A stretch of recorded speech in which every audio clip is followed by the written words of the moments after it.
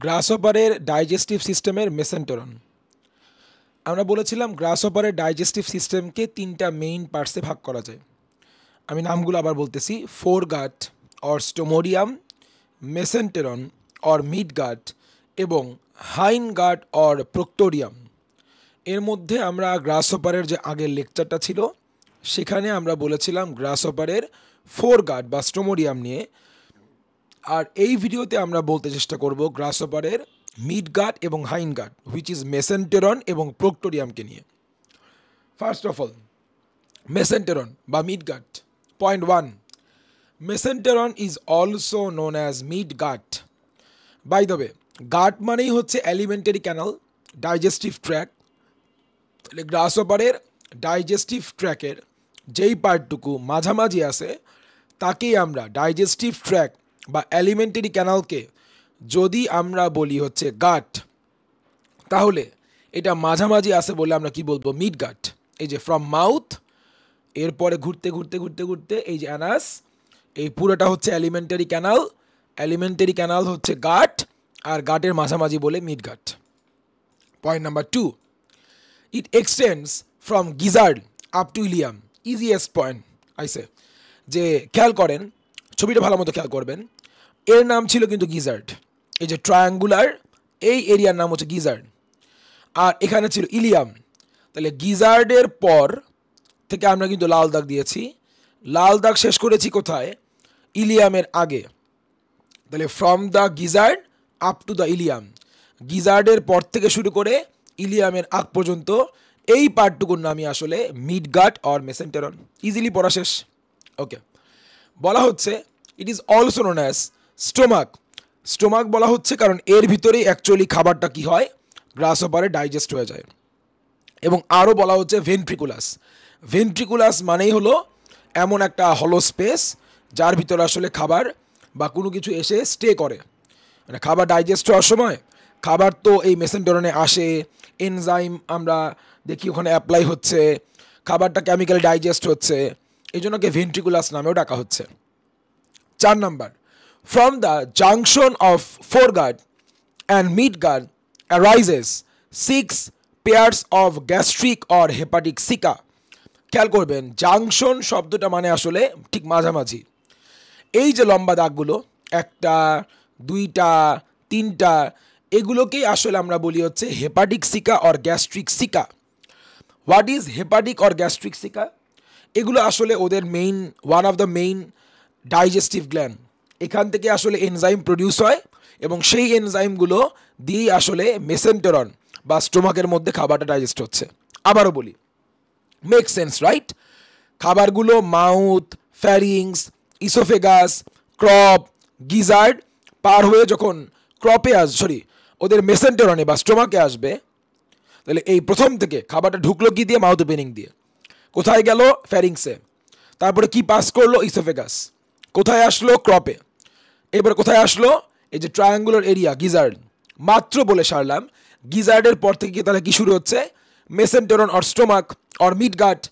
যখনই খাবারগুলো গিজার্ডের পর এই স্টোমাকে, মেসেন্টেরনে বা মিডগাটে আসবে, ওই সময় এই মেসেন্টেরনের ভিতরে খাবারগুলোকে কেমিক্যালি অ্যাপ্রোপ্রিয়েটভাবে ডাইজেস্ট করার জন্যই আমরা কি পাচ্ছি? এই যে হেপাটিক সিকাগুলো, এরা কিন্তু এই মেসেন্টেরনে এনজাইম সিক্রেট করবে। তাহলে এখান থেকে এনজাইম আসবে, এসেই মেসেন্টেরনে বা স্টোমাকের ভিতরে খাবারগুলো ডাইজেস্ট হবে।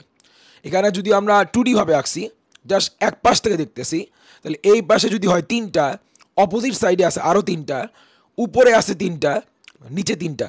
তাহলে আমরা এভাবে বলতে পারি, ওপরে 3, নিচে 3, ডান পাশে 3টা, বাম পাশে আরও 3টা। সো ওভারঅল সব মিলে কয়টা হচ্ছে? 6 পেয়ার। এই তো বলা হচ্ছে 6 pairs of gastric or hepatic seeker. মানে একে গ্যাস্ট্রিক সিকা নামেও ডাকা হয়, আবার হেপাটিক সিকা নামেও ডাকা হচ্ছে। Stomach is the site of digestion. Easy point, easiest point actually. যেহেতু আমরা বলতেছি মেসেন্টেরনটা স্টোমাক হিসেবে কাজ করে, একে আমরা স্টোমাক বলেও ইনক্লুড করে নিতে পারি, এটাই গ্রাসহপারের স্টোমাক। তাহলে স্টোমাকের ভিতরেই তাহলে কি হবে? অফকোর্স খাবারের ডাইজেশনটা হয়ে যাবে। 6 number, a characteristics feature of the midgut is the presence of peritrophic membrane. So এই ক্যারেক্টারিস্টিক ফিচার কেন বলছে, কারণ এই মেমব্রেনটা ও ডাইজেস্টিভ সিস্টেমের আর কোথাও পাওয়া যায় না, শুধু এই স্টোমাকে মেসেন্টেরনে বা মিড গাটেই পাওয়া যায়। মেমব্রেনটা একটু স্পেশাল, খাবার ডাইজেশনেও হেল্প করে, আবার যদি কোনো মাইক্রো অর্গানিজম যদি অন্য কিছু চলেও আসে, হ্যাঁ, কোনো জার্মস বা অন্য কিছু, সেগুলো থেকে প্রোটেক্ট করতেও সাহায্য করে। সো এই একটা স্পেশাল একটা মেমব্রেন, এটা মনে রাখতে হবে। পেরিট্রফিক মেমব্রেন পাচ্ছি আমরা ওদের মিড গাটে। Last, at the end portion of midgut at 6th abdominal segment a pyloric sphincter is found. তুমি খেয়াল করেছো মনে হয় অলরেডি, গ্রাসহপারের জন্য 6 নাম্বারটা আসলে খুব কমন। এই যে 6 পেয়ার্স অফ গ্যাস্ট্রিক সিকা, তারপরে স্ফিংটার মানে একটা ভালভ, দরজার মতো, পাইলোরিক স্ফিংটার 6th অ্যাবডোমিনাল সেগমেন্টে। আমরা লাস্ট ভিডিওতে দেখেছিলাম গ্রাসহপারের যে ওদের গিজার্ডে, ওই যে ট্রায়াঙ্গুলার ছোট্ট এরিয়া গিজার্ডে 6টা প্যাড, 6টা ফোল্ডস অর লাইন্স, 6টা কাইটিনাইজ টিথ, সব কিছু অলমোস্ট 6টা করে। তাহলে 6টা কি 6 6টা, ওই 6 হিসাব করলে 6 নাম্বার সেগমেন্টে, অ্যাবডোমিনাল সেগমেন্টে আমরা পাচ্ছি হচ্ছে পাইলোরিক স্ফিংটার। পাইলোরিক স্ফিংটার জিনিসটা একটু বলে রাখি, খেয়াল করেন, স্ফিংটার দিয়ে কিন্তু আসলে ওই যে আমরা পেয়েছিলাম হার্টে ভালভ। আপনি যদি হার্টের এক চেম্বার থেকে আরেক চেম্বারে যেতে চান, তাহলে মাঝখানে ভালভ থাকে। সেমভাবে এই যে এখানে at the end of the mid gut or মেসেন্টেরনের একবারে শেষে একটা স্ফিংটার, ঠিক এই পয়েন্টটাতে একটা স্ফিংটার বা ভালভ থাকে। এই ভালভটা খুললেই ডাইজেস্টেড খাবারগুলো মেসেন্টেরন থেকে কোথায় ঢুকতে পারে, প্রোক্টোরিয়াম এর মানে হাইন গাটের প্রথম যে পার্ট ইলিয়ামে এন্টার করতে পারে। আবার বলি, তাহলে আমরা কি বললাম, এটাকে আমরা বললাম মিড গাট, একে আমরা অলসো স্টোমাক বা ভেন্ট্রিকুলাস নামেও বললাম। বলা হচ্ছে যেহেতু এটা স্টোমাক, তাহলে এর ভিতরে তাহলে মেইনলি কি হয়, খাবার ডাইজেস্ট হয়ে যায়। আমরা আরও বলেছিলাম এর এক্সটেনশন গিজার্ডের পর থেকে শুরু করে এই প্রোক্টোরিয়ামের যে প্রথম পার্ট ইলিয়াম, তার আগ পর্যন্ত আপ টু ইলিয়াম। তারপরে বললাম এর লাস্টে একটা স্ফিংটার, নামটা হচ্ছে পাইলোরিক স্ফিংটার থাকে, এবং যেটা ভালভের মতো কাজ করে, খাবারগুলোকে প্যাসেজ মানে যেতে সাহায্য করে। হ্যাঁ, এই ভালভ খুলে গেলে বা স্ফিংটারটা ওপেন হয়ে গেলে তখনই ডাইজেস্টেড খাবারগুলো মেসেন্টেরন থেকে এই প্রোক্টোরিয়ামের ইলিয়ামে চলে আসবে, হাইন গাটে চলে আসবে। এই তো, আর বলেছিলাম স্টোমোরিয়াম এবং মেসেন্টেরন এই দুইজনের মাঝামাঝি এই যে অলমোস্ট কয়টা ছিল বলেন স্যার, 6 পেয়ার্স ছিল hepatic seeker or gastric seeker. এটা নিয়েও বলেছিলাম এই হেপাটিক সিকা বা গ্যাস্ট্রিক সিকাগুলো কিন্তু ডাইজেশনের সময় এনজাইম সিক্রেট করে খাবারগুলোকে ডাইজেশনে হেল্প করে। আচ্ছা, তাহলে আমাদের মেসেন্টেরন নিয়ে বলা শেষ। চলে আসবো প্রোক্টোরিয়াম বা হাইন গাটের প্রথম পার্ট ইলিয়ামে, ইজিয়েস্ট anterior enlarged region of the hind gut. Anterior মানে সামনে, বারবার পড়িয়েছি, পোস্টেরিয়র মানে পেছনের দিকে। তাহলে তুমি যদি প্রোক্টোরিয়ামের সামনের দিকে আসো এবং এটা বেশ বড় সড়ো, এই পুরোটা হচ্ছে ইলিয়াম। তাহলে এই এনলার্জড এবং অ্যান্টেরিয়র ভাবে আছে, প্রোক্টোরিয়ামের সামনের দিকে আছে, এটা ইলিয়াম। আপনি আমাকে বলেন মেসেন্টেরনের পর যদি আসে ইলিয়াম, আপনি জানেন ডাইজেশনের পর কি হয়, অ্যাবজর্পশন। যেহেতু মেসেন্টেরনের পর ইলিয়াম আসে আর মেসেন্টেরনে যদি ডাইজেশন হয়ে যায়, তাহলে নিশ্চয়ই ইলিয়ামে তাহলে কি হবে, খাবার অ্যাবজর্বড হয়ে যাবে। পড়া শেষ। ইলিয়ামের পর একটু কার্ভড, কয়েলড, পেঁচানো, এর নাম ছিল কোলন। দেখি আমরা বলতেছি কি বলতে বলেছি আমরা এটা নিয়ে, কোলন নিয়ে।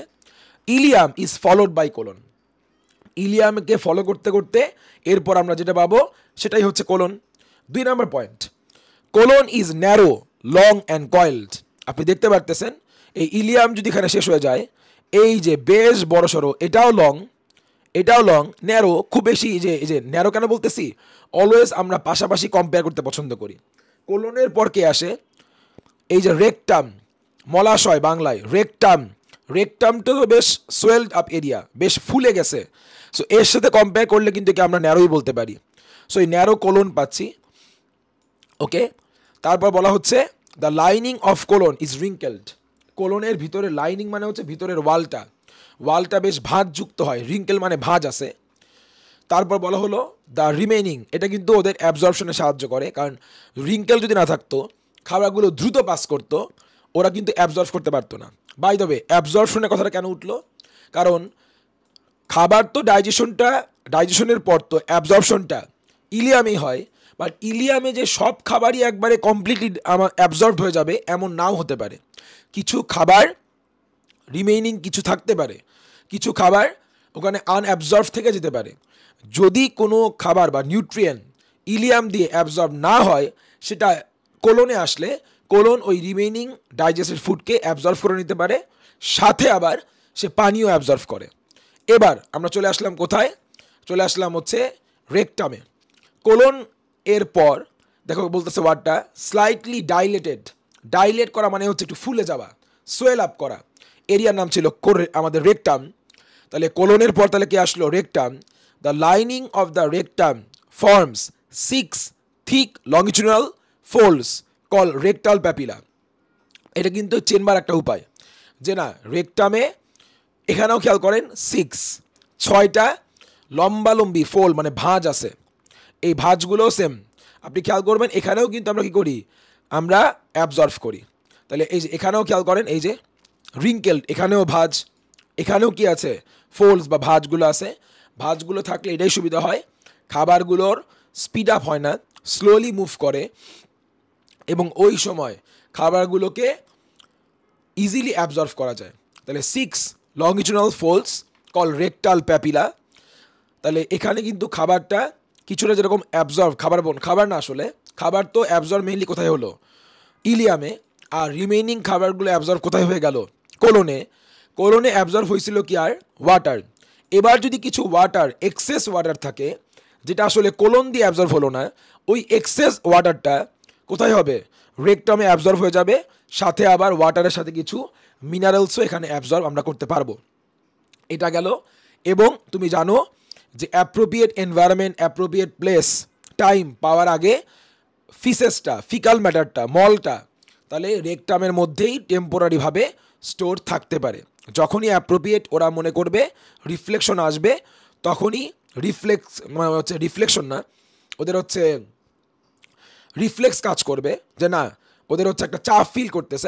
আমাদের জন্য যেরকম হয়, একটা চাপ ফিল করব, আমরা অ্যাপ্রোপ্রিয়েট টাইম পাবো, অ্যাপ্রোপ্রিয়েট এনভায়রনমেন্ট পাবো, তখনই না আমরা আমাদের অ্যানাস দিয়ে আমাদের ফিকাল ম্যাটারকে বাইরে এক্সক্রিট করে দিব, বাইরে বের করে দিব।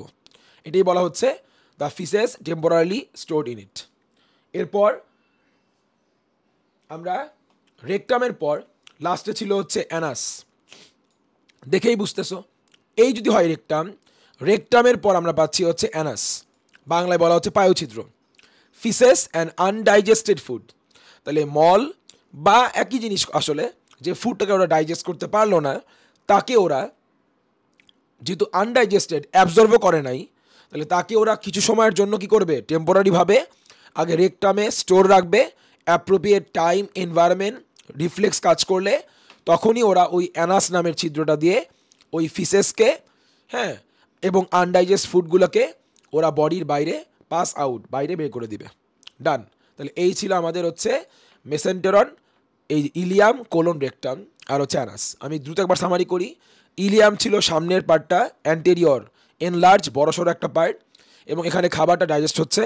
ইলিয়ামের পর আসে কোলন, এটা লম্বা, ন্যারো এবং কি একটু কয়েল, প্যাঁচানো, এখানেও ডাইজেস্ট হয়। কি ডাইজেস্ট হয়? যদি কোনো রিমেইনিং ফুড থাকে যেটা ইলিয়ামে ডাইজেস্ট হয় নাই, সেটা কোলনে ডাইজেস্ট হয়ে যায়। রিমেইনিং ফুড ছাড়াও ওয়াটারও এখানে ডাইজেস্ট বলতেছি, অ্যাবজর্ভ হয়ে যায়। তারপরে তাহলে রিমেইনিং ফুড অ্যাবজর্ভ হচ্ছে, এরপর ওয়াটারও অ্যাবজর্ভ হচ্ছে। তারপরে হচ্ছে বলেছিলাম এখানে কিছু কিন্তু কী থাকে? রিঙ্কেলস থাকে, এর ওয়ালে কিছু রিঙ্কেলস বা ফোল্ডস থাকে। কোলনের পরে আসে আমাদের হচ্ছে রেকটাম। রেকটামে খাবারগুলো, কোন খাবার? আনডাইজেস্টেড খাবার এবং ফিসেসগুলো টেম্পোরারি সময়ের জন্য স্টোর থাকতে পারে। যখন অ্যাপ্রোপ্রিয়েট এনভায়রনমেন্ট আসবে, তখন হচ্ছে অ্যানাস দিয়ে বাইরে বের হয়ে যাবে। এছাড়াও একটা ইম্পর্টেন্ট ফিচার ছিল রেকটামে, এইটা একটা ডাইলেটেড, একটু ফুলে যাওয়া অংশ, কারণ খাবার কিন্তু জমা রাখতে হয় টেম্পোরারিভাবে, ন্যারো হলে তো পারবো না। এছাড়াও আমরা বলেছিলাম ইম্পর্টেন্ট ফিচার ছিল 6টা রেকটাল প্যাপিলা। 6টা রেকটাল প্যাপিলা, প্যাপিলা নামে কিছু লম্বালম্বি ফোল্ডস, লম্বালম্বি ভাঁজ ছিল, এগুলোও কি করে? অ্যাবজর্পশনেই হেল্প করে। সো রেকটামে কিসের অ্যাবজর্পশন হচ্ছে? কিছু এক্সেস ওয়াটার সাথে মিনারেলস এই রেকটাম দিয়ে অ্যাবজর্বড হতে পারে। ডান। গ্রাসহপারে ডাইজেস্টিভ ট্র্যাক্ট পড়া শেষ।